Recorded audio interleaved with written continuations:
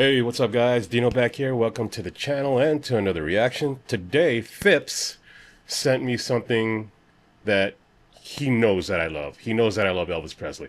I'm a big, huge Elvis fan, have been my entire life. So he sent me a compilation of some clips, I believe, to check out and talk about. So hey, without further ado, let's get it on.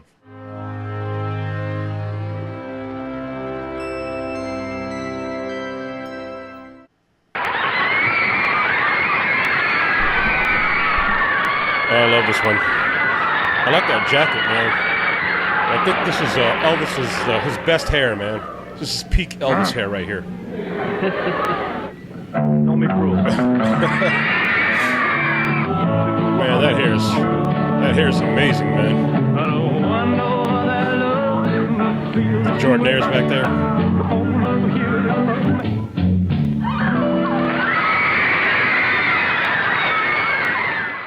Okay, so that one was his first television appearance, I believe. Is that what it said, Phipps? If there's an example of turning nervous energy into something to your advantage, that was it right there. But you could tell he was a little bit nervous, but you know, he used it, and that became part of his persona.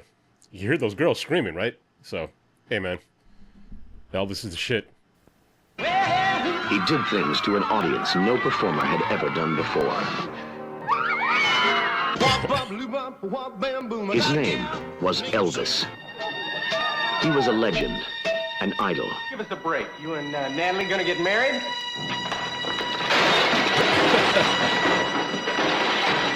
Shelley Winters is his mother. I don't know if I can get used to all these changes. Pat Hingle is Colonel Parker. You are a phenomenon. A motion picture that reveals the whole story of the man whose music moved the world. Elvis, the king, lives on. And John Carpenter, too. Okay, I'm ashamed to tell you this.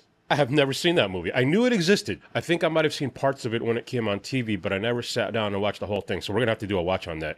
But from what I saw from that preview, damn, Kurt Russell, he got it down.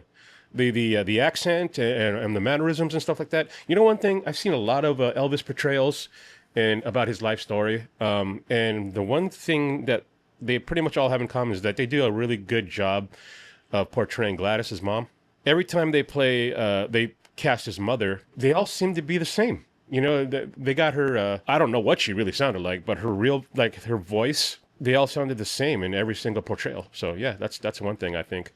But yeah, we're going to have to do a watch along on that one, man. Okay, this is my all-time favorite Twilight Zone episode. I might have to tell you this is my all-time favorite Elvis portrayal. His mama knew. I love this scene. I think. I was good, but I wasn't that good. No, she knew her boy was dead. Maybe that's part of what killed her. But now, the end is near. At least I had the music. Oh, this is great, man. This is great. Nobody could ever take that away from me.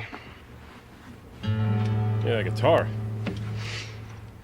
That was Twilight Zone Elvis from 1985. If you don't want to, if you've never seen it and you don't want it spoiled, fast forward to the next one, which is going to be the Forrest Gump. Spoilers in 5, 4, 3, 2, 1. Okay, so the character of Gary Pitkin was a Elvis impersonator. Probably the greatest Elvis impersonator in his world. Very frustrated, very like he loves the music. He wanted to be Elvis. So one night after a show, he crashes, and car crash. He wakes up in Memphis in, I believe it was 1954 or 55. I can't remember. Whenever Elvis recorded That's All Right Mama. He and Elvis get together. They become sort of friends because Elvis thinks it's his twin brother, Jesse. They have an argument, and basically Elvis dies. He takes over his life. So what you saw there was the very end of that episode. You know, he lived his entire life. And I think it was a very, very great portrayal, first of all. And then secondly, I thought it was a great Twilight Zone episode. Very, very, if you put yourself into his character, you could really feel the pain there. It's just, he was so alone. You know, he got everything he wanted. He became the king, but he was so alone, and it was just very, very, what's the word? not somber. It was very depressing. But anyways, check it out if you haven't seen it. I highly recommend it. All right, next one, Forrest Gump. I remember this one. Sometimes we had so many people staying with us that every room was filled.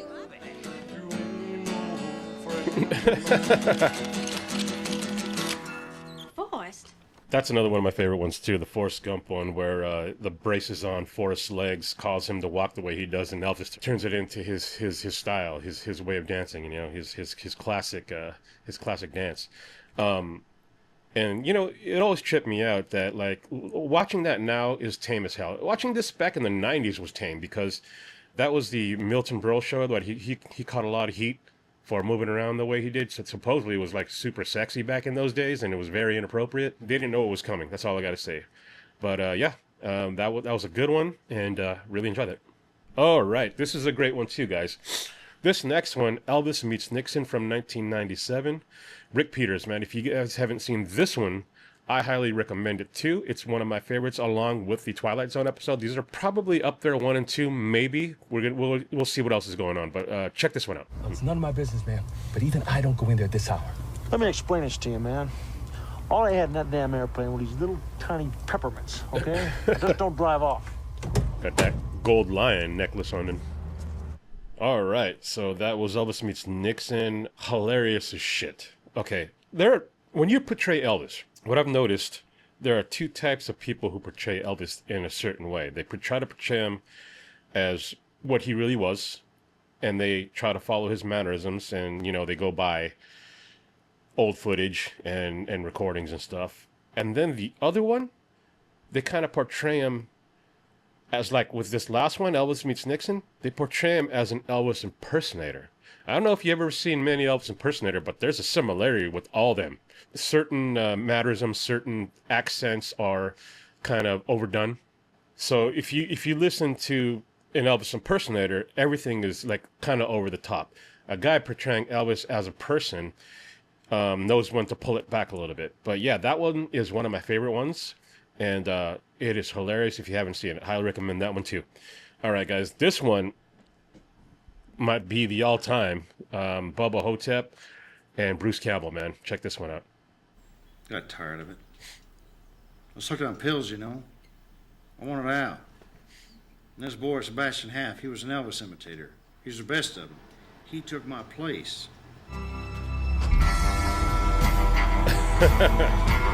I love this. This is awesome. The guy that did the music for this too, I think it was Brian Tyler, I think. Played all the instruments. Recorded them all, each separately. I didn't think you'd really... Kiss the ring, son. Got pie crumbs and pie crust falling out of his mouth and blueberries and shit.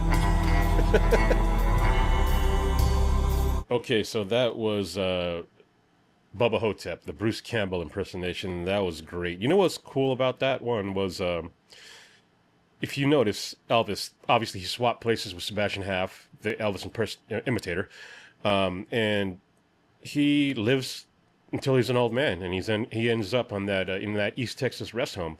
But if you look at him, he looks normal. He's skinny and stuff, right? He's fine. You know how Elvis later on in his life, he got fat, and he took all those drugs and stuff and ended up that way. I kind of like that little, I don't know, I'm going to call it an Easter egg, where Sebastian Haff's eating that whole blueberry pie. He's drinking, and he has like vodka or something right there. So that was his addiction, you know, that was his version, and that's the reason why Elvis got fat. I thought that was cool. But yeah, that was a great one. All right, Walk the Line. Oh, I haven't seen this one in a while, so let's take a look. Milk Cow Boogie Blues, one of my favorite songs. I always tripped out on this. I'm doing That's Alright Mama in E, not A. That was the Walk the Line, Elvis, and it was pretty good. It was pretty good. I like the little chili cheese fries joke. You want some chili fries in there? I love how they throw these little things in there. I always thought, like, I don't know if you heard me in the middle of it, but he's playing That's Alright Mama. They're playing it in E, which is a little bit lower to sing it. but it's originally an A. So I thought that was kind of cool listening to it in that key, and just a little bit different. The solo's a little bit different. His voice wasn't that great talking wise, you know. It was okay. It was okay. You can tell that he tried to throw in a little bit of that southern accent in there, that drawl, but it was okay. It wasn't that great. Okay, Elvis the miniseries. I remember this one. Oh yeah, I forgot about that. I'll tell you in a second. Okay, that was Elvis the Miniseries 2005, and I think that might be my least favorite out of all of them so far.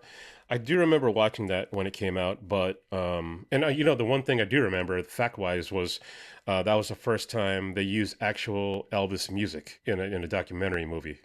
Every time they did it, it was always somebody else singing it, some other band playing it, but they used actual Elvis recordings, which I thought was kind of cool. And the guy, I forget his name, but I believe the guy playing Elvis is a Scottish actor, and he had the look for the young Elvis, because Elvis was a skinny kid and this dude was like a twig, so that he fit that part perfectly. The one thing I didn't really care for was his moves when he was dancing. They looked okay, but they looked a little bit more like he was popping, man. You know what I'm talking about? Like, he was getting the Elvis moves in there, but it was almost like looking like I was watching Michael Jackson, man, because, like, you know, the way he was moving was very robotic. But it wasn't that bad. I forgot, I think that was Randy Quaid playing the Colonel. But it's been a while since I watched that one. I'm going to have to do a rewatch on that one, too. But yeah, not my favorite one. Let's get to the next one. Oh, yes. Dewey Cox Story, Walk Hard. This one is hilarious. I'm up like that. What now? Yeah. No, excuse me. What? I forgot about I'm this. just saying, we got to follow that. And Well, sometimes you have to go all out when you're the king and you can't help it, you know. That was hilarious, man. It reminded me of an SNL sketch or something. It was like they took all of Elvis's mannerisms and they just did the mannerisms without even saying actual words. But yeah, that shit is hilarious. I could watch that every day, all day. Oh my God, I don't know what to say, Phipps. I'm speechless on that one. I just loved it, and it always cracks me up. Okay, Austin Butler. I'm sure a lot of you have seen this one. So let's check it out. We're caught in a trap. What shall I say about Austin Butler? He did a great job. Out of all the Elvis movies that came before him, he did a really good job, mannerism-wise, look-wise, I should say, than any of the other ones that came before him. Maybe it's because they made him look more realistic, more like real Elvis. Another thing, too, going back to what I was saying about real impersonation versus the Elvis impersonators. This one looked like, not like the Elvis impersonators. This one looked like he really, really studied all of the Elvis footage and moves and everything, because it looked really, really spot on. You know, especially when you're looking back with the later Elvis, you know, with the jumpsuits and the capes and the glasses and stuff. But my favorite part of that movie, my all-time favorite part of that movie, is their scene where Elvis gets his Vegas band together, and he's teaching them, but he was teaching them the late 60s, early 70s version is That's All Right Mama, the stage That's All Right Mama. And he comes in there and he's like, okay, you got to do this, you got to do that.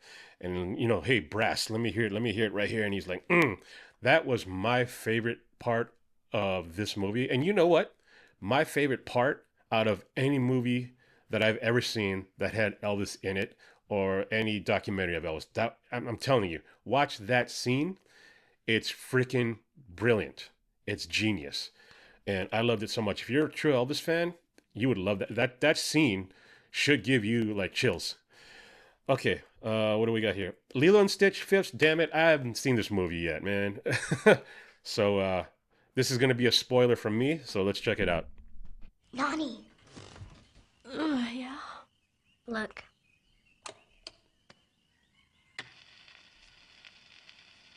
We can go on together. Why is everything so dark? I am all about coffee. Let's move on to step 2. Coffee sounds good right now. I need some coffee. Elvis played guitar. Here. This is okay, but I need coffee. This. Put your fingers here. It's all you! Nothing! That jumpsuit. That was funny. I have to watch that movie. That's all I'm going to say about that one. Okay, what is this? Agent Elvis 2023. Is it Phipps? Did you find something that I haven't seen before? What is this?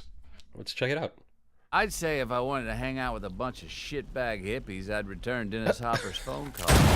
What the heck? You owe me a new badge, dickhead. Oh, God. Oh, Daddy, is anything broken? Get him.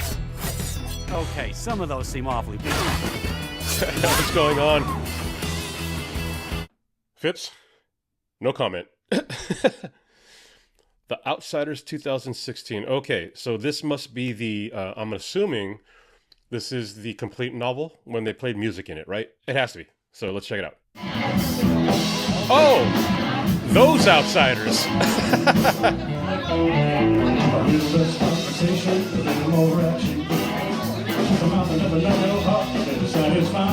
You go, Phipps.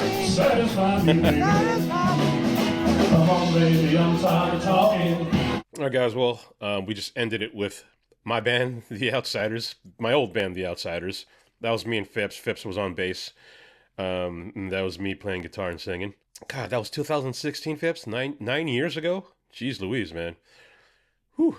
Anyways, Phipps and I are putting together something new. We're playing with some new guys, and it's sounding pretty good. So maybe we'll get some video on that later on, and we'll try to get it out to you guys so you can see it. But going through this compilation that Phipps put together for me, bravo, by the way, Phipps. Really impressive that you found all these clips. My favorite one out of all of them, God, this is so hard. Man, this is a tough one. It's between. Okay, I have to say, the Twilight Zone Elvis is probably my all-time favorite. I would have that number one. Oh, it's so hard. It's a cross between Bubba Ho-tep and Elvis meets Nixon, that guy. 1 and 2, or it can go either way.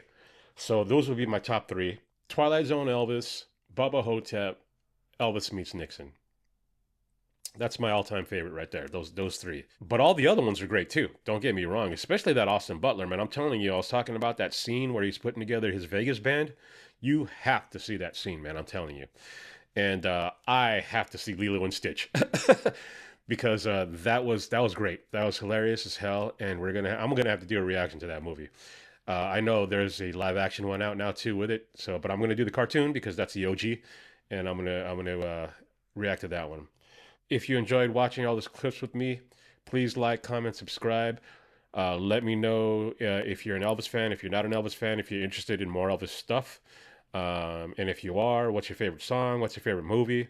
Have you seen any of these portrayals? Let us know. So until next time, thank you very much.